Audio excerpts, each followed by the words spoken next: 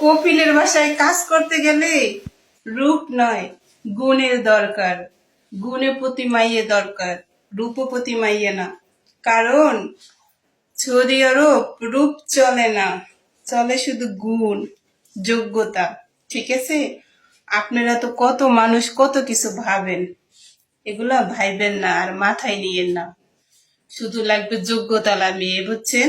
পরিশ্রম, কঠোর থেকে কঠোর পরিশ্রম করতে পারবে, রাত জাগতে পারবে, 10-20 জনের সবসময় রান্না করতে পারবে, সেরকম মানুষ লাগে, চলে। ঠিক আছে? রূপ চলে না, রূপ দেখার কেউ টাইম নেই, বুঝছেন? রূপ দেখে শুধু আমাদের বাঙালিরা, সৌদিরা রূপ দেখে না, বুঝছেন? যদি সৌদিরা রূপই দেখতো তাহলে ফিলিপিন, ওয়াকাটা, চোদানি, তারপরে ইন্দোনেশিয়া, এগুলো থেকে লোক আনতো না কাজের জন্য। তারা তো নিগ্রোর মতন কালো, নিগ্রো কি তার থেকেও কালো, তাগুয়াতা কাজ করাইতো না। ঠিক আছে? তাহলে বাইসে বেঁচে সুন্দর সুন্দর তা নিয়েই তো।